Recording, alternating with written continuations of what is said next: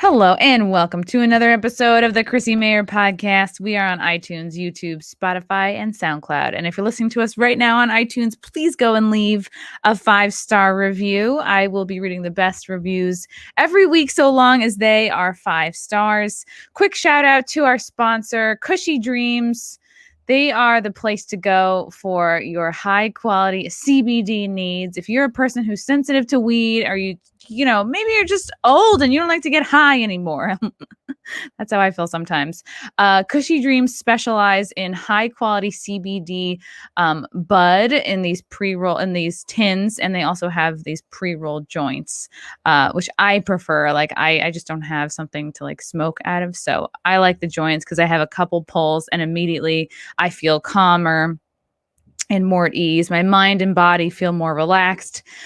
They've got different indica sativa blends like Dream, Energy, Hustle, Create, Relax. So whatever you want to do with your day, if you want to be more up or be more relaxed right before bed, Cushy Dreams has you covered. It's grown here in the USA, legal in all 50 states. It's high quality, smokable CBD that ships directly to you. They have all of their lab results on their website because they are obsessed with compliance and purity. Every run is in a slow batch for 2 to 4 weeks to sort of keep the flavor and cannabinoids intact, and it's just the shit, guys. I highly recommend it if you are a person who is, you don't want to get super high at all. In fact, there's like 0.03% THC in these products, so you're not going to get high at all. So go to cushydreams.com, KUSHY dreams.com, and use the promo code CMP. You're going to get 20% off of all these products here, and I think also free shipping. It's better than that. Stand Up! The Domestic Terrorist Tour continues. I'm doing stand-up in a city near you. May 9th, it'll be Stand Up New York in New York City. Working out some dates for House of Laughs in Wilmington, Delaware. Then I'm heading to Florida, April 30th, the Boca Black Box in Boca Raton, Florida. May 1st, Lake Park Black Box in Palm Beach. May 2nd, Side Splitters in Tampa. May 9th, Bricktown in Oklahoma City. May 14th and 15th, Comedians of the Compound are coming to Austin, Texas. I think that's the Big Laugh Comedy Club. Then May 18th, I'll be at Zany's in Nashville. May 19th, Stand Up Live in Huntsville, Alabama. June 3rd, Hilarities in Cleveland. And June 4th and 5th, the Skyline Comedy Club in Appleton, Wisconsin. And yes, the next date is that April 9th at Stand Up New York. Some of these dates are with Comedians of the Compound. Some of these dates are with my buddy Tim Young. So there's something for everybody. Another quick shout out to our other sponsor is Lucy Nicotine. Lucy Nicotine is a company founded by Caltech scientists and former smokers looking for a better and cleaner nicotine alternative. They were like, finally, nicotine alternatives that don't suck. These products were researched and developed for 3 years to be made for people, not patients. Lucy has a nicotine gum with 4 milligrams of nicotine that comes in 3 flavors, wintergreen, cinnamon, and pomegranate. They also have a lozenge and a cherry ice flavor. Each and every flavor tastes great. It's not like you're chewing on a cigarette. It's just sweet, delicious gum. Convenient, discreet. These products can be enjoyed anywhere, on the go, on flights, at work, wherever. You could probably even chew it while you have one of those nose-only masks. Those are kind of ridiculous. It's 2021. Get rid of your cigarettes, unplug your vape, throw out your dip, and get some Lucy nicotine gum or lozenges. This is the real deal. A subscription to Lucy comes directly to your door each and every month, so you don't have to leave your house. And for all my CMP listeners, go to lucy.co and use promo code CMP to get 20% off all products, including gum or lozenges. Also, I must give this disclaimer. Warning, this product contains nicotine derived from tobacco, and nicotine is an addictive chemical. You know what else is addictive? Savings, boys and girls. So go to lucy.co and use promo code CMP. All right, enough with that. Enough. I am so excited to have this guest on today. He's kind of a big deal to me. Kind of a radio legend, kind of just a personal legend, and maybe friend of mine. Who knows? I guess we're about to find out. Formerly host of Opie and Anthony Show, super famous, currently host of the Anthony Cumia Show on Compound Media, all the things. Anthony Cumia, how are you? Great. You rule. My God, what an intro. I feel so, I'm like, I'm so inspirational. It's fired. It was kind of rambling. I usually just write down my intros, but I was like, Yeah. I can improv, and sometimes I can't. Oh, that's fine. Are you running everything? Like, that's pretty amazing. Oh yeah, I Like can. all the little, because I saw it during your Oh yeah, spots there. It squeezes in. You're on the side. It goes. The website comes up, and I see your hand moving. So I think you're running the whole show. I'm running the whole show. It's just me and some gerbils and wheels back here. I have to keep feeding them cheese balls. Yeah, it's pretty good. And then if you were to go on a rant, I would do a solo layout. You're like, hey, you kids. I'm wearing my gaming headset because I'm here at my laptop. So usually there's children yelling at me through here, and horrible, awful words going into this microphone. So this is quite the change. Oh, the children of the video games. Yes, it's all children cursing, saying horrible things also, and telling me I should sell my equipment because I suck. Wow. That you know Bullying. What you should do is, like, while you're playing video games, you should be like, are you hey kids, are your parents there? Are they looking to buy a house? Like, just yeah. And then they interrupt their game to start talking real estate, and the kid cries. That would be awesome. Have you ever heard of an ensuite bathroom?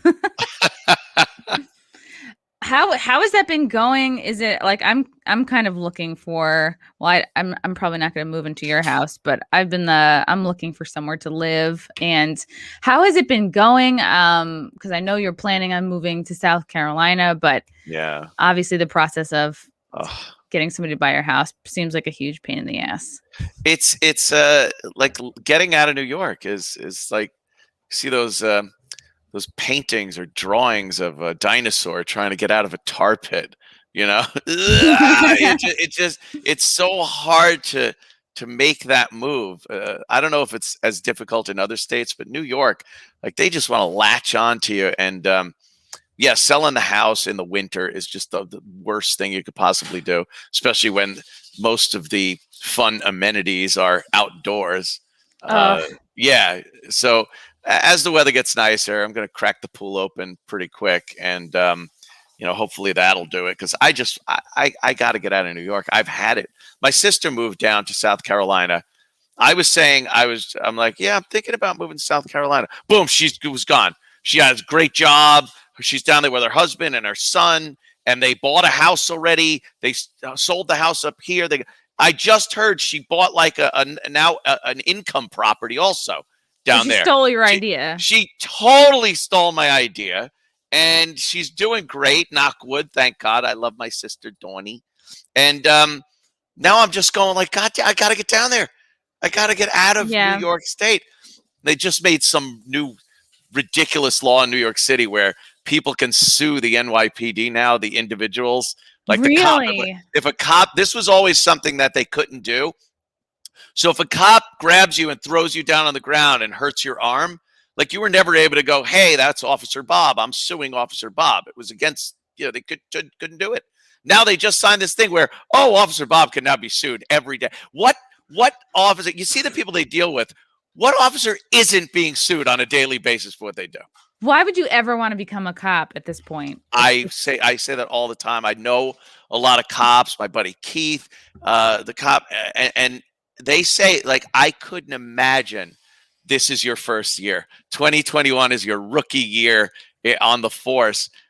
They were just dying to get out of NYPD, and that was years ago. Now I can't imagine anyone signing up for that. It's hard. It's a hard job, but at least it's not. I wonder if New York is going to impose like a tax like they did with California. Like, if you move out, you still have to pay a tax to the state, which is so insane. How did that get passed? Yeah.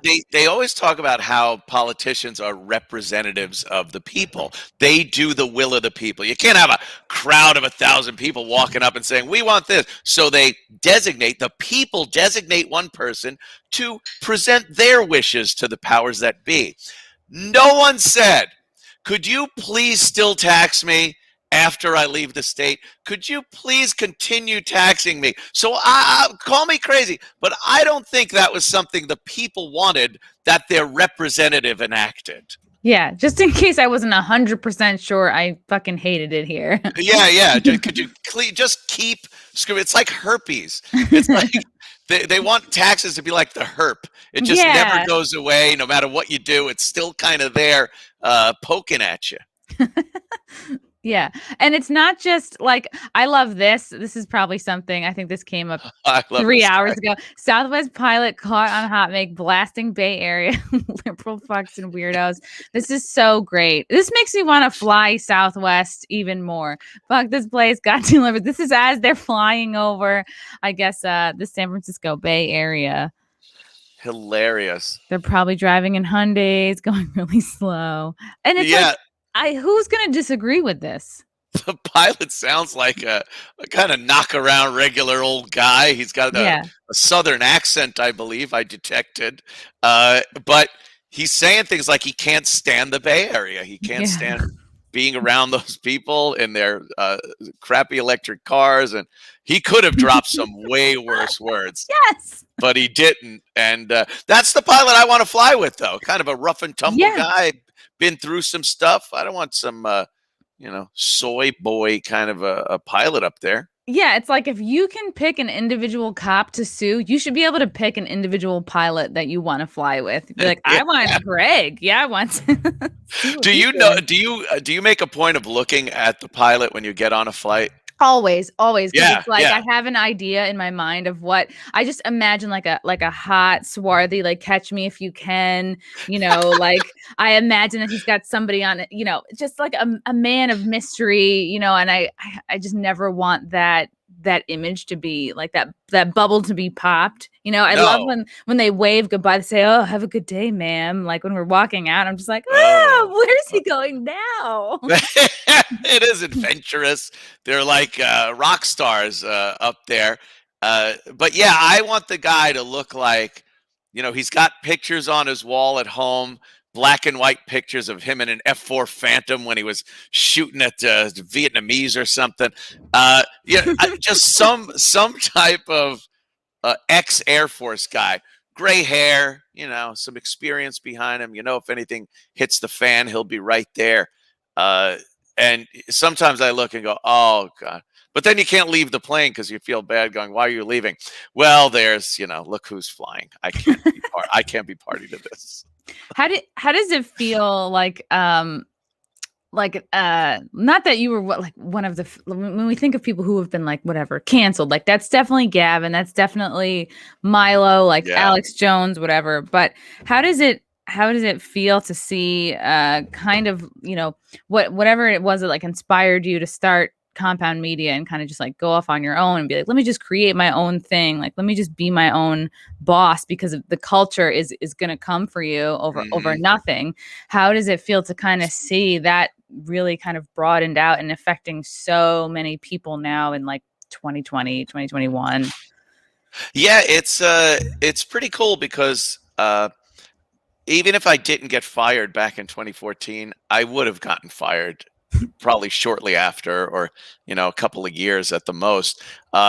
So it was kind of good that I got to figure out what I needed to do early on before all of this started. Now you're seeing a lot of people that are starting up their own deals because working for somebody is impossible. We just saw this dummies up in Buffalo, the Bull show and the Morning Bull. Up in Buffalo. Was it that guy Sword or something? Like, what was the guy that you were talking about? Slash, or he had like a one-word name? No, not Scorch. No, it wasn't Scorch. Scorch is brilliant. Scorch knows how to stay out of trouble. Okay. He just gets fired for doing crappy radio over the years. But this guy, they decided to do a bit about toast, and you're like, that's what FM radio's become. Just talking about toast. It seems harmless enough. Yeah. But then one of the guys decides in 2021, with everything that's been going on, that he needs to equate women to the degree of cooked that his toast Oh is. boy. So he goes, I don't like, your Serena Williams toast. I'm more of a Halle Berry toast. And it's like, Oh dude, my what are you doing? God. That's so Like, great. you just know you're fired. And the other guy, you hear him just go, oh, okay.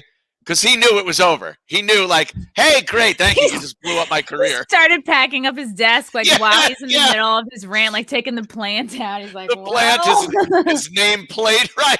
His Yeah. nameplate's in the box, some pictures of his kids, and cut out the middleman of the boss actually telling you you're fired, because you know you're fired. Why would you do this? You need really, if you don't have somewhere like Compound Media or some of the other places that are around, obviously, that comics especially are able to express themselves on, you just can't do it.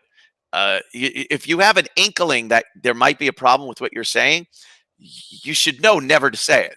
If you're on regular radio and you want that job and you want to continue being at that job, it's not a job you can really freely express yourself. But Compound Media and some of these other places, it's a great place. Yeah, I'm very happy I got this together almost 7 years ago now, because there's nowhere else you can broadcast as freely and openly. And I'm not even talking, wow, they say some crazy shit over there. I am honestly just talking about saying anything about race, sexuality. Yeah, just bringing it up. Any of it. Just bringing it up. Every PD and GM at a radio station has to sit their staff down and go, here's what it is.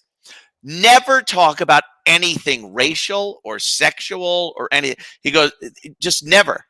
Well, what if it's nothing? I don't care if you're complimenting somebody. Just don't bring it up. Yeah. I remember, it was this past week, both myself and Aaron Berg did Timcast, the Tim Pool show. And it was so funny because I'm watching Aaron and I'm like, I know that Tim told him that, like, gave the same speech that he told me. And I'm watching Aaron, like, he's actually like, I could see him holding back and he's like trying to explain jokes of his while being like, kind of, like YouTube friendly. It's that the rules are all that strict, but it's just like, no. And I don't really follow the rules. Clearly. I'm just like, I kind of just like to see what happens. But it was so random. The things that you can't say, it's like obviously the curse words, the R word. And then there's like some guy's name you can't mention because he was like a CIA or FBI like operative guy that was, his cover was blown, like something I hadn't even heard of it. And I thank God I didn't remember the name because I would have just disqualified my own video. But I guess if you mention his name, then the video then turns into a picture. Like it does something to your video. Like that's how off limits. It automatically censors your YouTube video. Wow. That is, I was like, I never heard of this guy before, but now I just like, all I want to do is say his name. There are people, like Aaron is a great example of someone who's right on the line where he might screw up, but he could probably hold it together. I could definitely see going on FM radio and knowing as you're talking what not to say, that would be like, thanks. Like that. It just, but then there's someone like Gino Bisconti. Like Gino, I don't know how anyone would think Gino could do FM radio or one of those morning talk shows, like those TV morning Saskatchewan Joe, because he's just incapable of filtering himself. And on principle, he would trouble. Yeah, and on principle, he would just say the word, like he would be like, "No, this is the reason why things are the way they are because I can't say this right now." Yeah, you got to make some concessions on other people's platforms. Again, with Compound Media, say whatever you want. Like it's not going to bother me. I'm not going to, hey, watch what you say. That's great. Was that supposed to be Sean Connery? Hey, watch what you say. Watch what you say, Indy. You're saying nasty words. Yeah, it was or Bane. I guess that sounded like more like Bane. Hello. You can't say the R word. Why are you saying that about mentally challenged children? Does it help with the impression? It's okay to be, you can get away with more when you actually like, oh, trans people are mentally ill. It's like it was Bane. How does what I love so much, and by the way, like there were tons of super chats, and everybody was like, oh my God, it's so great. It's like Compound Media Week on Timcast. We got to see Anthony. We got to see Anthony on. So I hope that could work out. Oh, I would love that. Yeah. I like okay. Tim. Yeah. It's so great. And I can tell like he doesn't have like the only comedians he really knows, I think, is Ryan Long. So I think it makes the whole show better when you have a comedian on, and especially the audience, like they're so used to just like news and seriousness and yeah. It just Unless helps. you have a comedian on and he runs off to Louder with Crowder. But usually it's a good thing. I know. And I've been I'm sure you're getting a lot of like comments, and of course it's like you love the fans, but it's like it must be tough because on one hand it's like, right, like you said in past podcasts, and I listened to the one that was Bobby Kelly where you were on, and then Dave was on, and you're like talking all about it, and you were like, yeah, my feelings aren't like hurt. I'm not like, but I just feel like it wasn't handled in the right way, and maybe not enough of a heads up or something. Yeah. And then I'm sure a lot of people have been saying, oh, who's going to be like the next, who are you filling in? Who's going to be the next co-host? Like, who's it going to be? And the thing is like, you're so good on your own. Like, do you feel any kind of a pressure to put somebody else in? It's really odd. I think the pressure is other people feel this pressure that, but I don't at all. I'm fine I'll do the first half of the show myself. I'll do the whole show myself. I don't care. But to have someone come in at 5 is great. Or kind of a rotating group of people. Guests will come on. Joe DeRosa was on the other day. I love Joe. He's great. It's just a lot of fun to do it that way. And I've never had a problem getting on the show myself. Whenever Artie Lang wouldn't show up, which happened quite often, you get people like when Keith was working there, and other people would be like, oh my God, he's not here. And I'd be like, relax, it's fine. I'll do the show. That's what, I honestly think if you have been in broadcasting for as long as I have, and you can't sit in front of a microphone and or a camera for 2 hours and talk about something, you have no business being in the business. There's just no reason for you to be there. So yeah, I like that. I like having, when I don't have a guest or a guest host, obviously, I like having a lot of prep material. Usually if it's me, and like when me and Dave were there, I'd have prep, obviously, but it wasn't as imperative because I knew we're probably going to start going off on something, and half of what I prepared for is going to be thrown away. But now alone, I like having a lot of stuff there, so I don't have to feel that I'm digging or like, oh, now what do you talk about? So that's really the only change that took place since Dave left, is more material and more guests coming in and out. Have you watched him on Crowder at all since any of this happened? I can't do that. It's like, it's like your bitch. It's like watching like your ex-girlfriend have sex with another dude, right? Yeah. There's that great kind of drug fantasy sleepy scene where Tony Soprano is having sex with Artie Bucco's wife, and Artie's next to him going, "Yeah, she's really good, isn't she, Tony?" And I'm like, "Yeah, I don't want to watch Crowder and Dave while I'm kind of sitting on the side going, oh wow, they are funny." That's and they are funny. I know individually I've seen them both work, and they're very funny. I have seen them work together while they were planning the backstabbing, but I mean when they I'm kidding. But yeah, they're very funny. There's no animosity or anything. It's what it is. It's part of this biz, and if you take it personally, too many people take way too many things personally, especially now. You look at the politics and friendships and family relationships that have just been torn asunder because someone's a Trump guy and someone isn't. And the media will encourage it. Like I talk about this all the time. I would see in like, not that I like subscribe to like Cosmo and Marie Claire, but you'd see these online articles, and they're encouraging girls to dump their Trump supporting boyfriend. Like over I'm a Teen Vogue guy myself.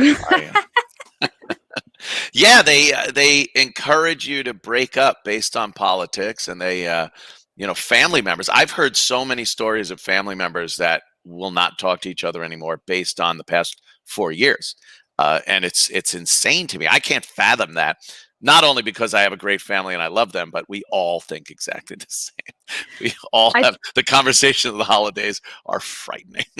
Yeah, I think if you grow up in a family where you're all kind of like talking slash arguing, I'm going to say Italian family is a good Yes, example. exactly. But like my family, we weren't talking. There was no like freely discussing or debating ideas. It was like it's like don't piss off dad, and like if you want to ask for something, do it before he starts drinking. It's like It sounds familiar. Yeah. yeah. Like in a perfect world, like if you like, how would it have gone down? Like, what is there even a scenario The, that you would have been the, like, okay, the Dave thing. Well, yeah, yeah, like even just taking a shaving off the top of what did happen would make it totally fine. I wasn't like, no, Dave, don't leave. It was just I guess a little more of a heads up, a little more honesty. And I'm not saying that there was lying going on, but there was definitely, a moment where I was like, I straight out asked, hey, is Crowder gunning for you? Is he trying to get you over there? And there was kind of a weird, you know, Jen Psaki kind of answer. a circle back. Jen Psaki circle back answer. Yeah. So in that way, just a little more upfront, a little more honest would have been great. But again, I'm fine with it. I hope they both do well, and Dave's a great guy, so I have no qualms about that. I miss him as a guy. He's a fun guy to hang out with. But other than that, like I said, I'll do the show myself and have people in. The great people like Kevin Brennan. Yeah. Hilarious. My first guest host after Dave left was Kevin Brennan. Oh yeah, it was like there's blood in the water, and he just showed up Yeah, like a shark. Yeah. He's so hated and beloved at the same time. Yeah, I mean, he definitely loves to start shit. I don't know why. Oh, it's just part of it. I think if he wasn't a comic, he'd be the most antisocial, like a serial killer. If he wasn't a comic, he'd probably be a serial killer. Yeah, I agree, because he kind of looks like it, and yeah. Yeah, He's his right brother would be there. like, I never knew while I was doing those commercials. Like, he moved out to this cabin in the woods, and he had very little to get by. Just a notebook with names in it. Yeah, but he's a comic, so everyone goes, well, he's funny as fuck. He's hilariously funny, but yeah, he's a piece of shit. Yeah, you do have to kind of get along with people, because then you can do shows like Comedians of the Compound, which I've been so happy to see. I feel like we've done more, and I've only been at Compound for like almost 2 years, but we've been doing so many more shows lately, which is so exciting, especially now shows seem, harder to come by. But then it is kind of like that divide between, like, if you're woke, you're kind of not really working, and you haven't been all year. And if you're not woke, it's like, it's funny how that worked out. Yeah, it did. A lot of these, I think during COVID, you saw kind of this rise of the unfunny woke comic for a while, where they would get on Zoom or something, and it's just complete garbage. And then Aaron starts booking all these shows for the Comedians of the Compound, and they're great. The people come out, they want to hang out and have fun. They want to get out of the house. They don't want and they don't want this disinfected humor. They want to laugh at things that they've always laughed at. Sometimes it's pretty gruesome humor. But people love it. They love it. They totally love it. And now, I guess on the 3rd or April 2nd, I guess the clubs are opening up, comedy clubs. Yeah, April 2nd. I guess they didn't do April 1st because they wanted people to actually believe them. Yeah. Thought it was a joke. But I would love to get one of these shows, the Comedians of the Compound shows, together for governors out here on Long Island. Oh, that'd be great. Yeah. Because I know they're opening up on the 2nd, like first day they got live comics there. And I love the club, and Jimmy, the owner, is great. James, the owner. the last time we were there, it like sold out. It was just like a banger of a show. Yeah, so I'm sure get Aaron in touch with them. I would like to do that. A lot of the clubs, Aaron was booking a lot of gigs before they started opening stuff up, so it's amazing. I guess those people are so manipulative. It's amazing how they're able. And then you have these anti-comedy comedian haters, and it's like so thinly veiled as critique. Yes. Or a comedy critic, which is like, talk about the number one most unnecessary job or hobby is like, don't you know, like it's so subjective what people find funny that you can't really tell somebody if a comic is funny or not. You can't review a comic and go, oh, I found this and that. Is movies, movie reviewers, it's kind of the same thing, but you could see and go, wow, the director did a real crappy job on this movie. You could kind of tell, or even the sound wasn't good, something. But comedy is so subjective. There's not one single person that could tell another person or a group of people what is good or bad in comedy. But boy, do they try, and they're hypocrites, and they're never funny, and they're jealous because other people are getting up on a stage and actually entertaining and making people laugh, and it kills them. Oh, yeah, and they're nasty, and they're like 99% of the time failed comedians themselves. Yes. They're like, oh, this comes out of a jealousy, a saltiness. It's like, they write this whole article, and then somebody's like, oh, I just saw Aaron, or I just saw Chrissie, and they were really funny. Oh, well, it's like the whole article, that this thing you put all this time in is just like completely meaningless, because you'll have somebody be like, oh, no, I thought they were great.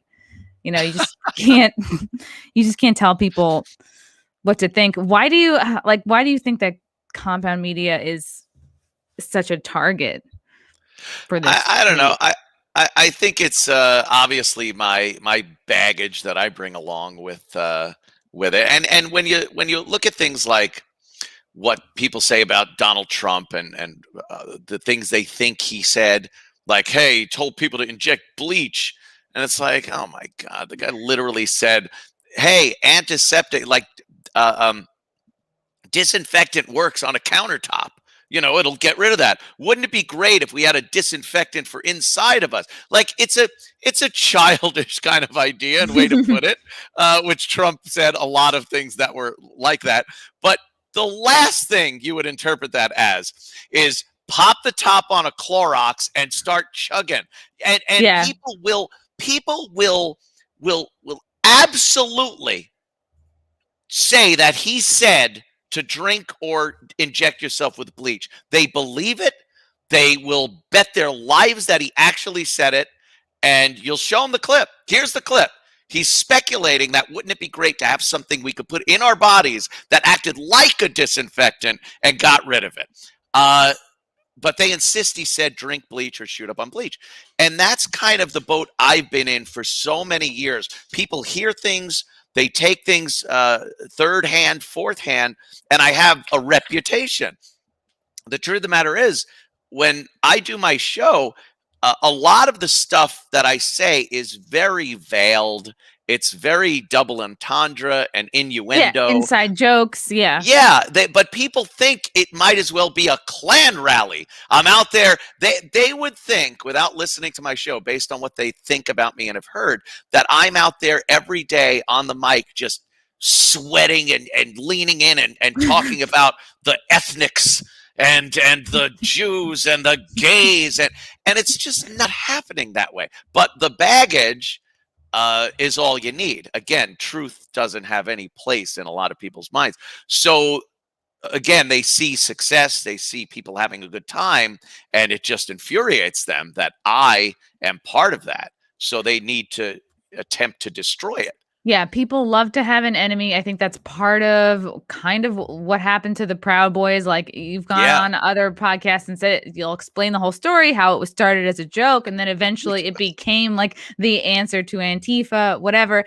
And I think because you were one of the first to like strike out on their own, and and kind of do your own thing, be your own boss. Like I recently watched the Patrice O'Neal documentary, and a lot of people were saying, yeah, he kind of did a lot of self-sabotage. And he says in the documentary that he was afraid of getting golden handcuffs. Like you reach a level of success and then they've got you, and then it's like you start feeling stifled creatively. And he was so afraid of that. And I think you know, striking out on your own, and you were like kind of among the first to do it.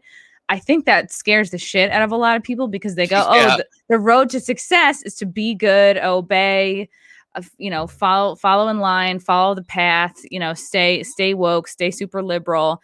And then when they see someone like you having so much success, like not following that, I think it's a threat, and it makes people question like, oh God, I could become successful doing anything I want. And I think it, you know, the kind of people that you trigger, it says more about them than it does you. That's just what I've learned in the last few years. Like it's people who clearly haven't been able to make success, you know, doing whatever they want. Yeah. And when you sell out your own self-respect, you just can't give it your all. You're always going to resent yourself for putting yourself in a bad situation. So you're doing good. You're working for a radio station or writing for a TV show, even whatever.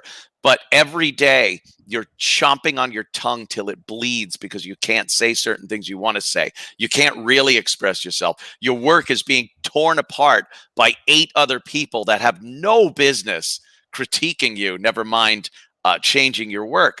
And that frustration, you can't work optimally under that type of frustration. You're gonna give it half your effort. So yeah, when I got fired in 2014 and refused to go on that apology tour that everybody went on, I was just like, you know, my agent was saying, you know, you should put an apology out. And he said, no. First of all, I'm done. They're not going to hire me. Like, and by there, I meant Sirius Satellite Radio, right, so an you FM radio station. Think if you apologize, you just get your job back, everything. Yeah, no, I knew I wouldn't. I go, Okay. so I'm apologizing to not get my job back. And that apology, after years of saying to our listeners, I will never apologize. This person that just apologized lost their job anyway. Screw them. If I went out there and said, I'm deeply sorry for what I said, then I lose my job, and I also lose the fans. And your dignity. Go, oh, yeah, you look like a sellout. This guy. He was a liar. He was a phony. And then I'm like, could you subscribe to him? I think, no. Why would I subscribe to a phony? So I said, there's no way I'm apologizing. First of all, I don't, to this day, don't feel I did anything that needs an apology. And I had to keep my own, you know, people don't think I have any, but dignity. And yeah, it wasn't a malicious, not maliciously intended. It's like no, and it's kind of insane. You know what I mean? Like if I got attacked in Times Square by whoever, and I just, you know what I mean? Like yeah, it's like you're getting attacked. You're gonna react to something in a way that's like you wouldn't just calmly on your best day. It's right. I'm not a politician. I'm not a doctor. I'm a shock jock that got attacked. So I go on social media and express myself, how pissed I was. It was definitely raw. It had just happened. And I was doing kind of a commentary on society. I said nothing different than had been said by clergy, the news, police, politicians, community activists for years had been saying the same thing. I just said it like a shock jock says things. And, you know, that was that. You're not allowed to say it. And in the subsequent years that followed my firing, all we've seen are a lot of the things that I have said get worse and worse and worse. So, you know, you could get into that political argument, which I'm not going to do. But to say I needed to apologize for something is ridiculous. It's so good that you held yourself to a high standard, because, you know, your fans have known you for so long, and for you to you'd be coming across as inauthentic, and it's almost like you're a sellout, but for no money and for no benefits, not for your job. For what? That's another thing. What would you be selling out for? So people that despise you can go, look, we got him. Look, he's apologizing. Because they're not going to go, oh, good, we like him now. They hate you. No apology ever puts you in a better light with politically correct people, regardless of what you said, what you're apologizing for, what group was offended. You are just hated by them, and now you've cashed in whatever credibility you have with your fans, because they look and go, oh God, ugh, look at him squirm. No one wants to see that. It's so pathetic. And we've seen it. Are you a fan of The Bachelor? Do you watch The Bachelor? I don't watch it, but like I'm familiar with it. Yeah. And that guy, the apology he said, all he did was look at a picture someone showed him of a former contestant and said, oh, wow, I don't know what was going on when the picture was taken in 2018 as opposed to now. Maybe ideas have changed, but he goes, I'm not the woke police, so what am I going to say about it? Oh, yeah, that was like so It's all he said. It was like, it's all he said about a picture of girls that were dressed in antebellum style dresses for a party down south. It wasn't a slavery party. It wasn't some party, but it was just women dressed like they dressed pre-Civil War in the South. And he was just like, I don't know. I'm not the woke police. Yeah. And he might as well have set up a gallows and started lynching people. That's what his apology was worthy of a Klan leader.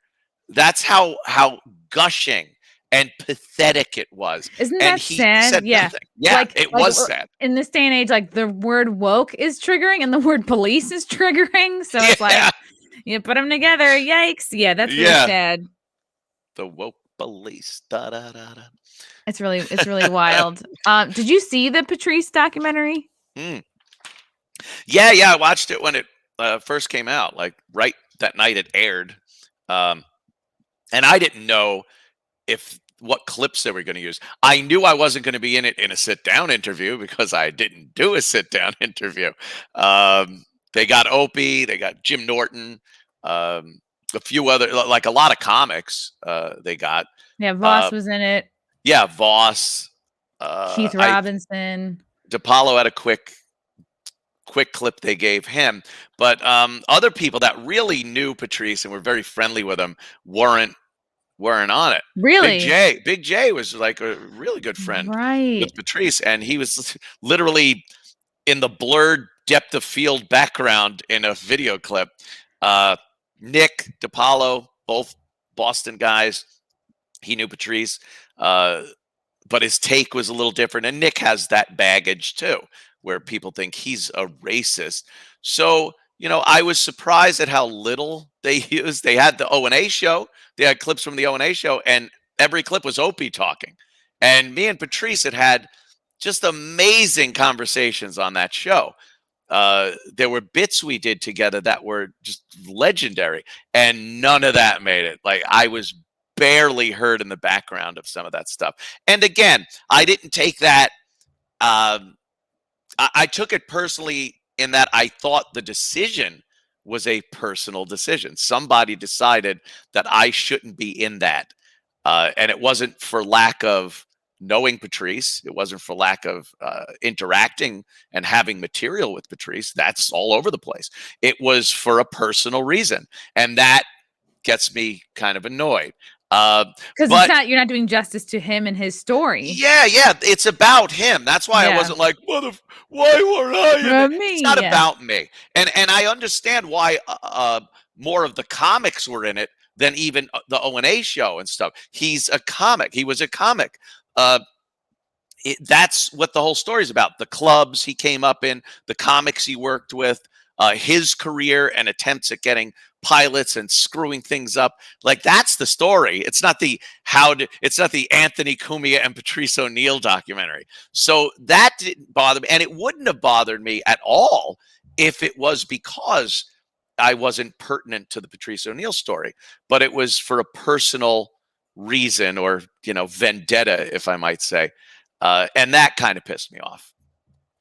Yeah, because I was watching it going like, man, like wasn't Anthony the one of the two that was like funnier and had the really good relationships with all the comics, and the comics all felt closer to, and like Opie was just like the kind of like, I don't know, like the babysitter or like the no fun dad figure. I don't know. Time to wrap it up guy, and let's go to the phones and things like that.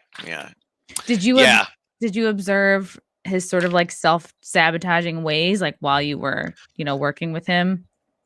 Oh yeah, everyone saw it, but you never know. The thing with comedy especially, but any part of the entertainment field, is you just don't know what the next day brings. You go through these amazing highs and lows. I know a lot of people, a lot of comics. Good friend of mine is Adam Ferrara. I've known Adam before either of us were in this business. We were in construction and things like that. He was always a funny guy. And then he was talking about it recently, and the ups and downs. One year you're on Dennis Leary's hit TV show, and then the next, you're back on the road as a road comic. You still have the same bills to pay. You still have, the same things you have to do in life. But if you're looking for security, you pick the wrong business. You should have worked at a bank. Yeah. Yeah. But as far as Patrice is concerned, we would see the self-sabotage, but then he'd do something like Elephant in the Room. And you're like, oh, it doesn't matter if he self-sabotages because he's that good. It's going to rise to the top. He could try to shit on himself as much as he wants, but he's too good for himself to even sabotage. He did many times. And that was what I always thought the end product would be. Like, he's just too good to even for him to fuck it up. And then he died. So I guess that's a way, eating too many cookies was self-sabotaging too for him. But when I saw the documentary and I saw all these other comics talking about his self-sabotage and how they appreciated that he wasn't like everyone that just folded. He had his ethics, weird, oddly enough, that he would stick to. And then they keep me out of the show because I did the same exact thing. I didn't compromise. To kowtow and bend over and do that. And people have said it cost me, and in certain ways, of course it did. But it didn't cost me who I am and what I believe in myself. And that's what Patrice did. And while they're crowing about it because he's dead, I'm not on the documentary because I'm pretty much doing the same thing. It's an odd irony, I think. Yeah, my boyfriend and I were watching it and we were joking. I think he said to me, he's like, it's so funny, like parts of Patrice kind of like rubbed off on his closest friends. Like Voss started wearing the fedoras, Bobby gained all the weight, and then what was it? Keith had the stroke or something. Oh my God. That's funny. Oh man. Tragically funny. Oh my God. Yeah. Patrice, it's weird when comics are weird people. When you get around them, you start emulating some of them. Some people have very strong comedic personalities and stuff. I notice, when Nick DiPaolo is on my show, I kind of start turning into Nick. I almost get the same cadence and everything. It's weird. Like, you ever see people that when they're hanging out around English people, they start getting an English accent? Oh, that must have been what happened with Madonna. Yeah, because Madonna did that. Jimmy did it. It was so, we tore Jim Norton apart on the O&A show one day when Ozzy was in.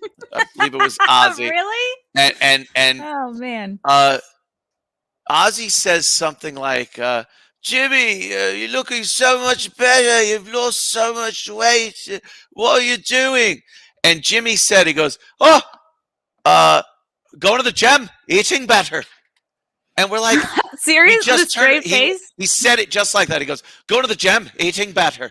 And we just turned and we were like, ugh, what did you just do? You put on an accent. He turned beet red. That went on for years. For years. They're like, go to the gym, eating better. I'm eating better. That almost sounds Irish. Better. It was, and we goofed on that too. It wasn't even English. He turned Irish. I'm staying away from the soda bread. I don't know what he did. Top of the morning to you, Ozzy. He, yeah, and you know, because some people, I guess, when they're around somebody they admire too, I would gather. I don't know what it It is, but could that comes be, out. So yeah, it funny. could being just like, it's like your strengths as like a comic and or a broadcaster. It's like you're so good at listening, you're so empathetic, you're so trying to just like put your person in the other shoe. It's like you're all the way. Yeah, you're just gonna start talking like that. Or Yeah. maybe it's an unconscious thing that people do to like bond. I don't know. Right. Let me show this person how enamored I am with them. I'll bond with them. And subconsciously, I'm you just so start hungry. speaking Irish. I could really go for a glass right now. Just take a bite out of it. Or what did he take a bite out of a bird or something? A bat. A bat. I think it was a bat. He told the story that people would throw things up on the stage all the time, and he saw something hit the stage, and he thought it was a rubber bat. Thought it was one of those fake rubber bats. So he just picked it up and went and bit its head off. And he was like, "Holy shit! It was a real bat." So even he was completely freaked out by it. Was it But, alive? yeah, it was a live bat. Oh. He went. You know, he was disgusted by it, but it became, you know, again, the stories get told, and it becomes the satanic Ozzy Osbourne would bite the head off a child live on stage, and that's, you know, that became the new truth. Maybe Ozzy is patient zero. Yeah, for everything. Ebola, AIDS, COVID, whatever. It all started on that stage. Started with Ozzy Osbourne. Ozzy. Do you see any comparisons between the O&A virus tour and like the comedians of the compound shows we have going now? As far as the camaraderie goes and stuff, it's so hard to compare crowds. Obviously, during COVID, it's you're hey, cool, we sold out. Oh, by the way, it's 33% is allowed in the club. So yeah, we're in a tent. Yeah. Yeah. Those shows it was a time and a place, you know, it was the way it was back then. It was there was a lot more star power with local comics, because at that point, like Voss and Bob Kelly were very well known, but they were more known for being on our show than they were for other things they were doing. And people wanted to see that. They really wanted, and it was the whole vibe, which I think is also a thing we get with comedians of the compound, is people know that we're approachable. You could come up and hang out with us, drink a few beers. It's not like this antiseptic kind of show where you'll watch it, they leave, and you go home. It's an experience. It's a whole kind of a compound, we're all hanging out kind of a thing. So in that respect, yeah, I see those similarities, and it is pretty cool. Everybody that comes there, you know, the comics and stuff, it's so much fun to hang out with. And the crowds are great. Like, they get it. They come with a bottle of Jameson to drink with. It's like, oh my God, you really know me. Yeah. And that's the kind of atmosphere that I really like, and it's really unique. You know, it's not, you don't see that a lot. No, not at all. Interacting with the comics. There's so many comics that like kind of just think they're better than the fans. They want to spend even if they have a whole meet and greet thing set up, like they'll spend as little time as they can meeting actual fans. And like, I'll never forget, I was like hosting for Jeremy Piven, and he had a meet and greet set up, and it's like he ended up doing it by the men's room, and it was like less than 10 minutes, and I was like, oh my God, this guy. It was a huge lesson for me to like what never to do. Yeah. Like signing an autograph on the men's room door. I'm like, what is happening? Like, it doesn't look good. We would do signings for hours, and we'd sit at a big bunch of tables put together, very long, and all the comics would be there. And it was, again, just another experience. These people would go down the line and have Patrice and Otto and George and Voss just shitting on them. And it was hilarious. They loved it. You know, it was like a mobile roast. People would just be roasted, a drive-through roast of these brilliant comics just shitting on you, and they loved it. I think that's a big part of it.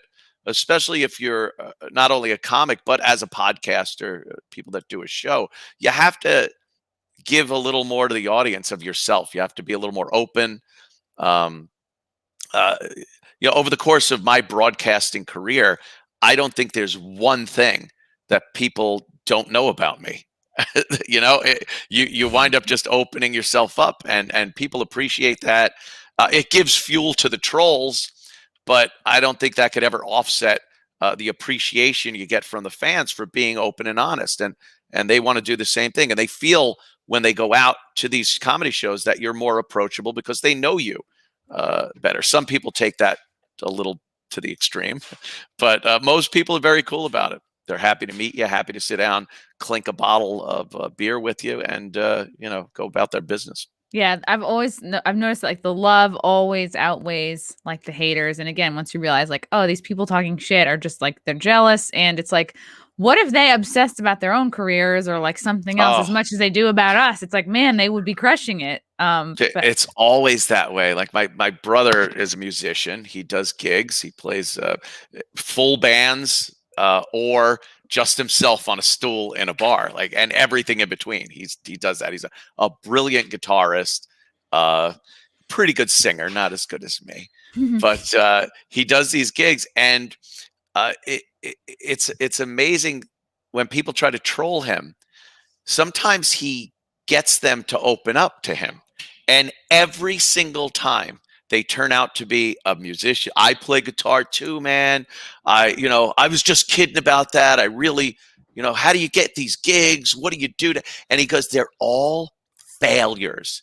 They're all these total failures at what they hate seeing other people do. So they explode. They can't take it and have to shit on it. Yeah. It's like you have to just not take it personally. That's what it's all about. Another thing you can't take personally. It takes so long, it seems, to work up that thick skin to not take things personally. Sometimes if you step back and look at a situation that seems huge to you, because it's you, trolls are shitting on you. You're like, and then you realize in the scope of the internet and who you are and who they are, no one knows, no one cares. You mute people, they literally disappear from your existence. So, that's kind of been the strategy over the years, but it does take a long time. In the early parts of O&A, did I take criticism poorly, and especially criticism from trolls, because it wasn't really criticism. It was just shitting on you. Like and I just was, oh God, fuck. But then after a while, Jimmy helped with that. Jim Norton helped with that. Oh, yeah? He gives a shit. What do you care? Who cares? You're rich, you dummy. What the fuck do you care? All right, Jimmy, you're a good guy. Love Jimmy. Yeah, he's great. He's a delight. Yeah. Where do you think you see Compound Media going in the next 3 to 5 years, or what do you hope for the future? I've always just wanted it to kind of grow. With COVID and the way things are, it's impossible. People, they've had to cut back. So I'm not looking to add new shows right now or build it any bigger than it is. It's a tough time for any business, even something like this. But in time, I would like to see more growth and new shows. Obviously, the live aspect of it. With comedians of the Compound is a fantastic thing. If we expand on that, I'd love to see that.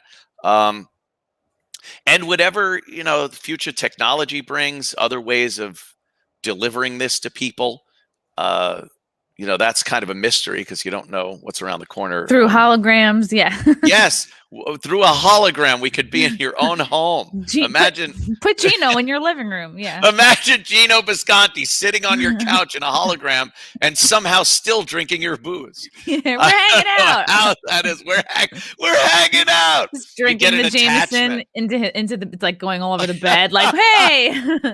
And you have to get a peripheral attachment that plugs into your computer on your arm that hits you, so you feel the actual pounding that a drunk Gino would give your arm while you're hanging out.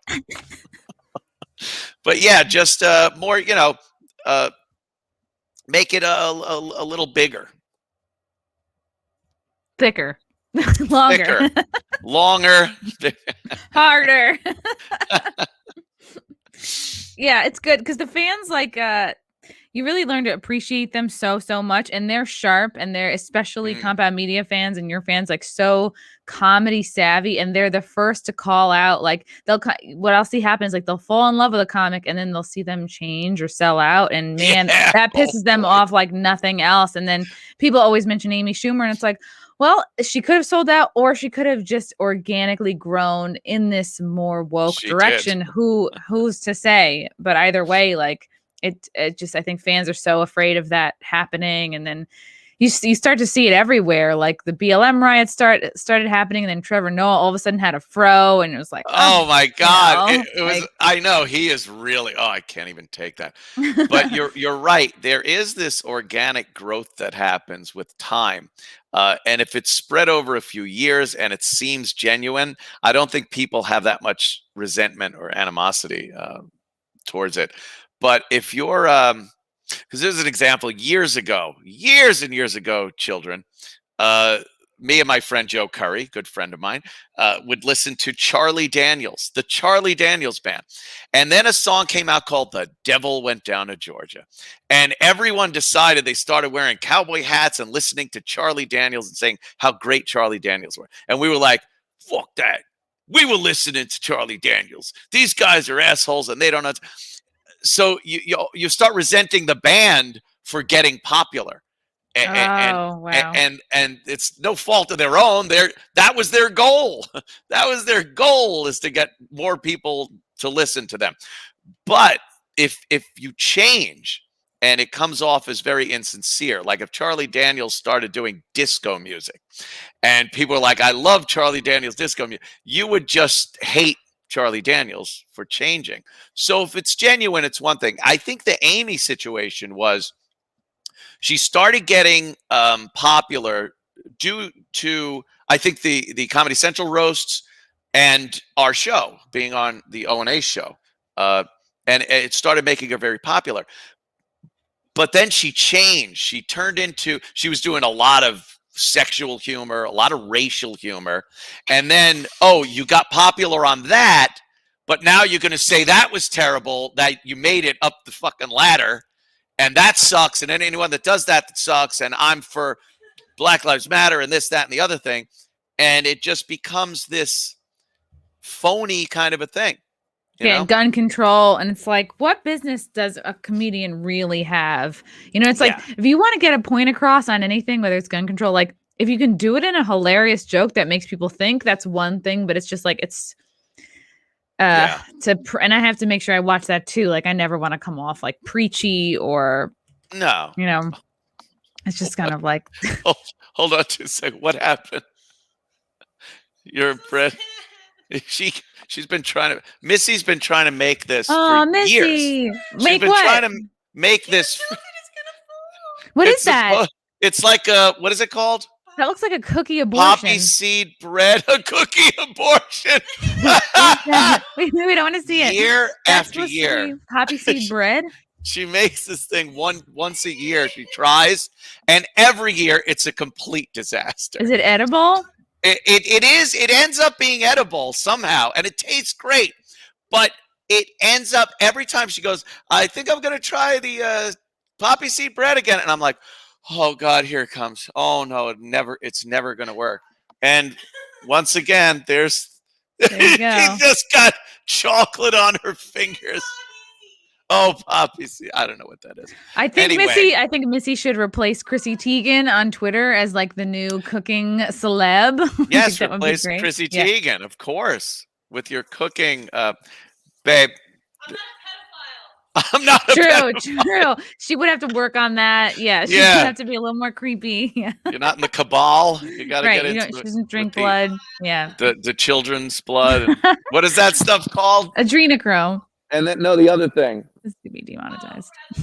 Frazzle drip. Oh, I don't know. She said frazzle drip the other day. I was like, is that Muppet type show? It does sound like, Fraggle Rock. I would love to see a Hillary Clinton puppet show, like Down in Frazzle Drip, and it's just like Down in Frazzle Drip. Yeah.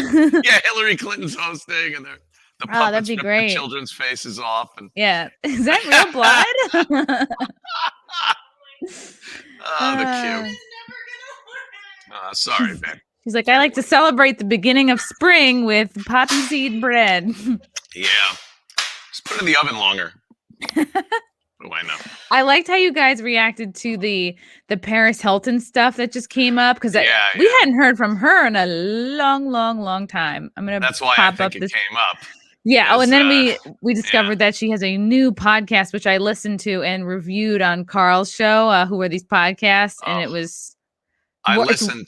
It's worse than you can imagine. That one. It was so funny. The clips that you guys pulled and were commenting on.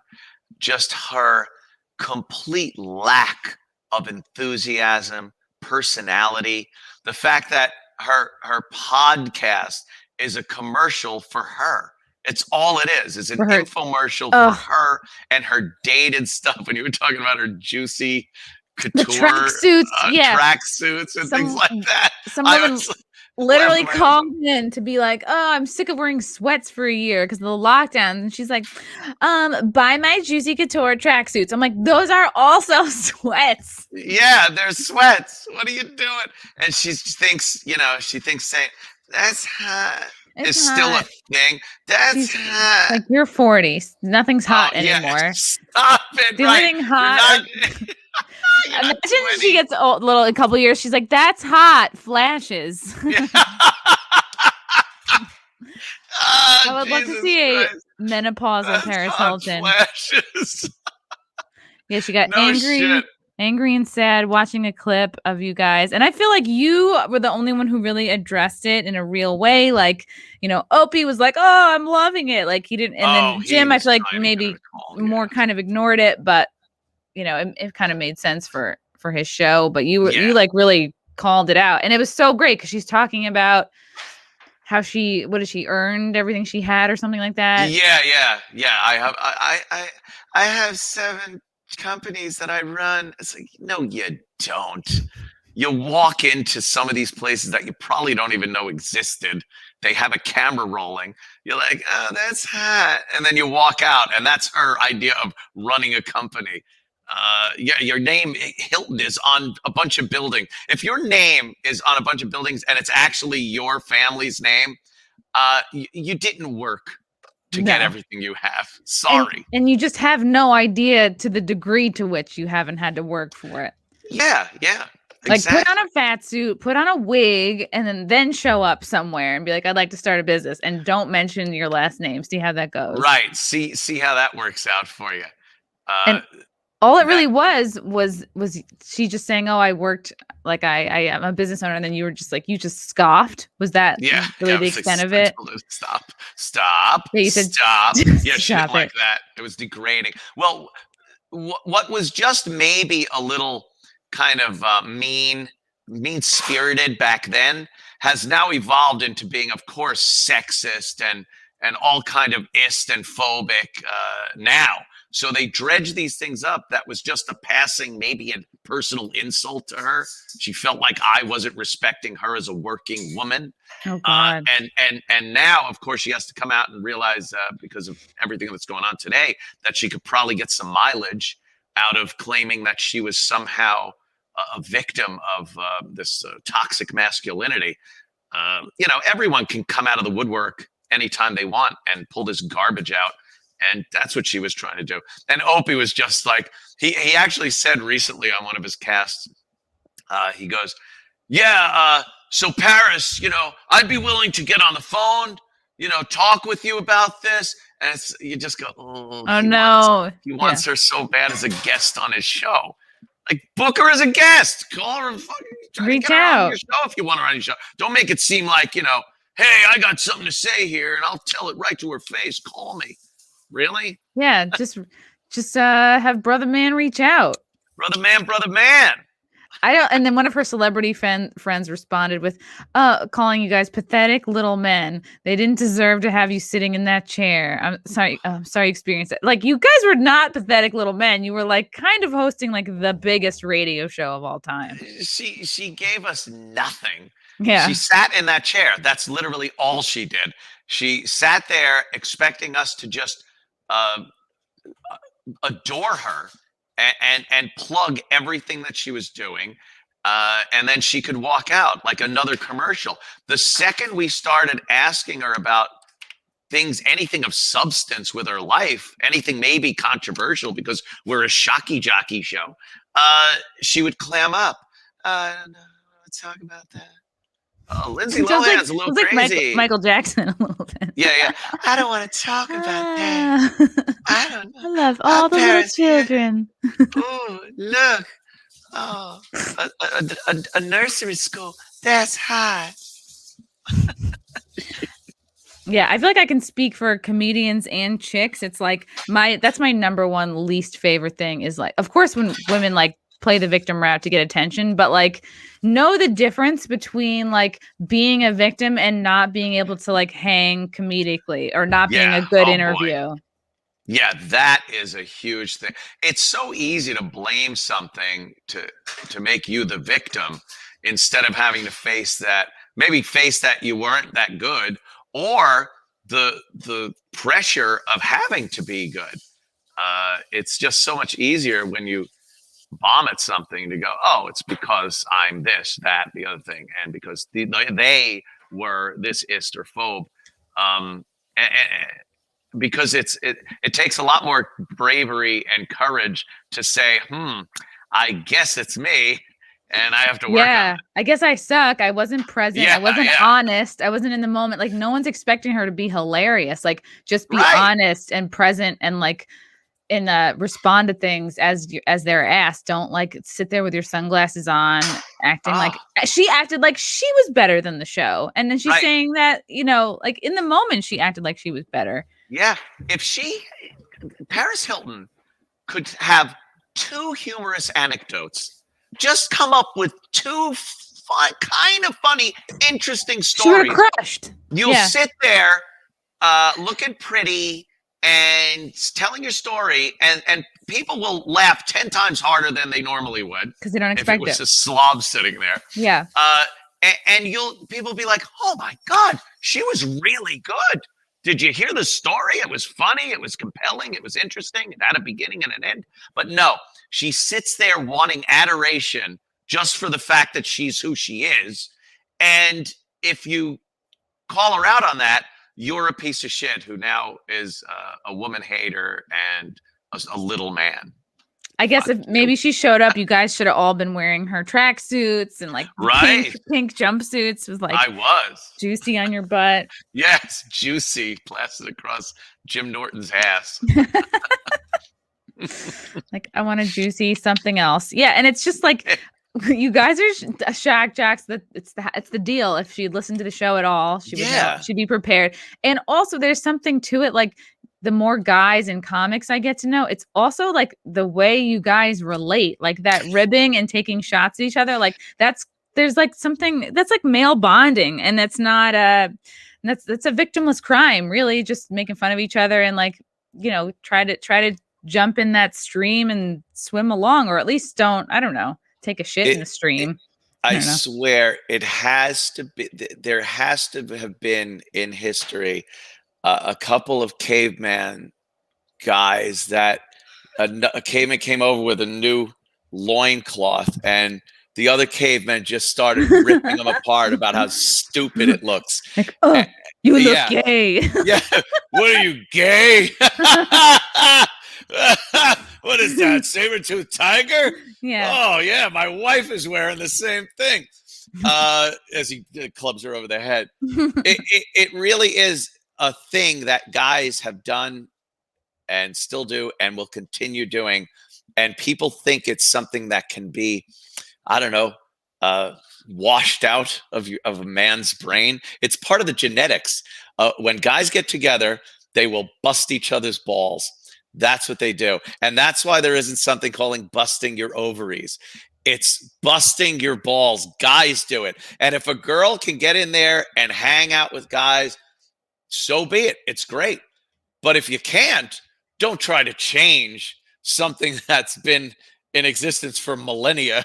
Like biology. And that's the thing. It's Right. like, And in the very beginning, like, oh, you hang out, like, oh, you're a slut. And at first you're like, oh, Wait. but no, this is the deal. Like they're gonna take shots at you, and then like they'd be like, you're a slut. I'd be like, yeah, you're right. No. Yeah, yeah. But it's true. Yeah. If and guys busting balls, and a girl is there, and a girl, especially a comic, I think there's this expectation that they would know that this isn't serious, and they're not hating on you because you're a woman. It's a comic thing to do, and it's a guy thing to do in general. Yeah, I would say the only like man's world, like a lot of women will talk about like, oh, comedy is like a man's world or whatever. I would say that that's only true in the sense that there is that type of sense of humor or that type of ribbing going on, which maybe is more inherently male than female. But at the same point, it's like, if you're going to be a comic, you all should be able to joke like that. So I don't know. I think it's all kind of bullshit. And I just really hate seeing people take like the victim stance. Yeah. Yeah. To get out of, oh, you just weren't that great. Yeah, that's what it really is. To get out of, oops, I sucked. Oops, I sucked. Blame it. Check out my new podcast in my new line at Macy's. It was so gross. Yeah, it's hot. It's hot, guys. I'm 40. It's still hot. What trash. I know. It's not. It's like when you see moms getting on TikTok and dancing and stuff. Everybody was kissing her ass, like every guest, every caller. Oh, I loved A Simple Life. And that's what I was like, oh no, not you too, Amy. Because like Amy Schumer's like, first of all, I loved it. She's like simping so hard, girl crushing. I get it. You can have a girl crush. But like, she was just like, oh, you're so cool. It was so funny. It was such a funny show. I'm like, they're pushing it so hard that it was supposed to be like comedic. It's like, no, it really was like just them. And they're trying to get out of like any potential blowback from being like racist or condescending. Yeah. They were making fun of people that were less fortunate than them. Yeah. And goofing on them. And they were coming off like blithering idiots that they are. So let's talk about that. No, it's not hot. Let's talk about my sweatpants. Anthony, it's always a joy to talk to you. Other than the next comedian of the Compound Show is going to be April 9th, and then you'll be in Austin, Texas, right? You'll be coming with us there. Okay, going down there on the 13th. I'm doing Rogan's show. Yes. Oh, that's great. And then we're doing the 14th and the 15th. The comedians of the Compound. It's going to be a lot of fun. That's awesome. And yes, check out Anthony's show, the Anthony Cumia Show on Compound Media. Follow him. Where can people follow you? Or mostly I can be found if you go to our HR department Twitter site at Compound Boss at Twitter. You could find him. He'll get the message. Yeah, he'll relay them. I think he takes tweets and then faxes them to you. Oh, and then it's a fax machine. Yeah, carrier pigeon. And then I have my Locals channel, Compound Media on Locals, and I've been posting a lot of these old Virus tour clips from 15 years ago. Oh, cool. Just amazing. Otto and George and Patrice and oh, that's really cool. Comics. Yeah, just a lot of fun to go through those old tapes. And occasionally Twitch, Anthony Cumia on Twitch. I'll video game and yell at people. But yeah. Awesome. Thank you. Thank you, Anthony. Good to see you as always.